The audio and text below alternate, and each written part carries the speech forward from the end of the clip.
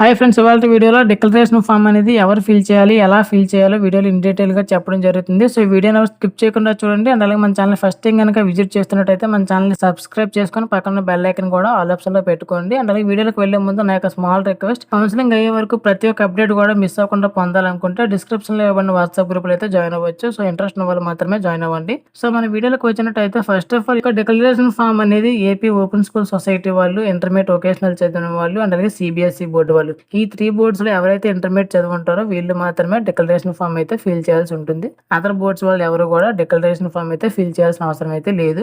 కొంతమందికి సీబీఎస్ఈ చదివినా సరే డీటెయిల్స్ ఎంటర్ చేయగానే డిక్లరేషన్ నాట్ రిక్వైర్డ్ అని అయితే రావడం జరుగుతుంది. సో, అలాంటి వాళ్ళు మీరు అప్లై చేసేటప్పుడు ఏపీ బోర్డ్ సెలెక్ట్ చేసి అప్లై చేయడం వల్ల మీకు అలా రావడం జరుగుతుంది. సో, ఫస్ట్ ఆఫ్ ఆల్ మీరు ఆ యొక్క బోర్డ్ అనేది చేంజ్ చేసుకున్న తర్వాత మీరు ఈ యొక్క డిక్లరేషన్ ఫామ్ అయితే పెట్టుకోవాల్సి ఉంటుంది. అలాగే అదర్ బోర్డ్స్ వాళ్ళు ఎవరు కూడా డిక్లరేషన్ ఫామ్ అయితే ఇవ్వాల్సిన అవసరం లేదు.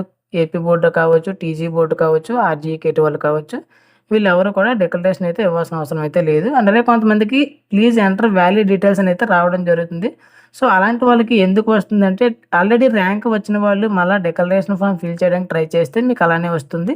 అండ్ అలాగే డిస్‌క్వాలిఫై అయిన వాళ్ళు, ఎంసెట్‌లో డిస్‌క్వాలిఫై ఎవరైతే అవుతారో వాళ్ళందరూ కూడా మళ్ళీ డిక్లరేషన్ ఫామ్ పెట్టడానికి ట్రై చేసినప్పుడు కూడా సేమ్ అలానే వస్తుంది. సో, అలా ట్రై చేసినప్పుడు మాత్రమే మీకు ఈ విధంగా వస్తుంది. సో, ర్యాంక్ వచ్చిన వాళ్ళు ఎవరు కూడా డిక్లరేషన్ ఫామ్ అయితే ఫిల్ చేయొద్దు.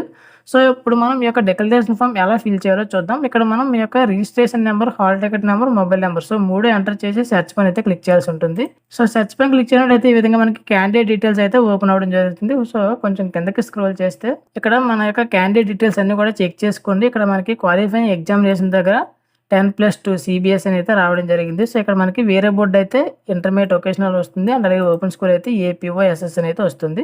సో, ఇది యాజ్ యూజువల్ మిగతా అందరికీ సేమ్ ఒకలాగే ఉంటుంది.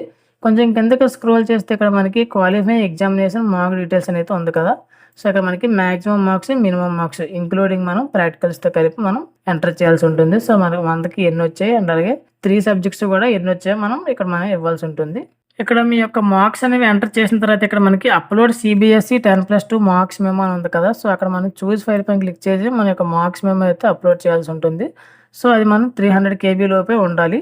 సో, ఒకవేళ మీరు రాంగ్ అప్‌లోడ్ చేస్తే మళ్ళీ మీరు డిలీట్ అయితే చేయొచ్చు. కింద మనకి చెక్ బాక్స్ ఇవ్వడం జరిగింది. సో, దానిపైన అయితే క్లిక్ చేసి ఇక్కడ మీరు గెట్ ఓటీపీ అని ఉంది కదా. సో, ఈ గెట్ ఓటీపీ పైన అయితే క్లిక్ చేయాల్సి ఉంటుంది. సో, క్లిక్ చేసినట్టయితే ఈ విధంగా మనకి ఓటీపీ అయితే వెళ్తుంది. సో, ఎంటర్ ఓటీపీ దగ్గర ఓటీపీ అయితే ఎంటర్ చేయాలి. ఓటీపీ ఎంటర్ చేసిన తర్వాత మనకి సబ్మిట్ అని ఉంది కదా. సో, సబ్మిట్ పైన క్లిక్ చేసినట్టయితే ఈ విధంగా యువర్ డిక్లరేషన్ ఇన్సర్టెడ్ సక్సెస్‌ఫుల్లీ అని అయితే రావడం జరుగుతుంది. సో, ఇక్కడితో మనకి డిక్లరేషన్ అనేది కంప్లీట్ అయిపోయినట్టే. సో, తర్వాత మనకి 1 ఆర్ 2 వీక్స్‌లో మనకి ర్యాంక్ కార్డ్స్ రిలీజ్ చేసే టైంలో మనకి ర్యాంక్ అనేది అయితే వస్తుంది. సో, ఈ విధంగా మీరు కూడా మీ యొక్క డిక్లరేషన్ అయితే పెట్టుకోవాలి. సో, ఇది ఫ్రెండ్స్ ఇవాల్టి వీడియో. సో, వీడియో కనుక నచ్చితే లైక్ చేయండి. అండ్ అలాగే మన ఛానెల్‌ని సబ్స్క్రైబ్ చేసుకోకుండా చూస్తున్న వాళ్ళు ఎవరైనా ఉంటే వెంటనే సబ్స్క్రైబ్ చేసుకోండి. అండ్ అలాగే వీడియోని మీ ఫ్రెండ్స్‌కి కూడా షేర్ చేయండి.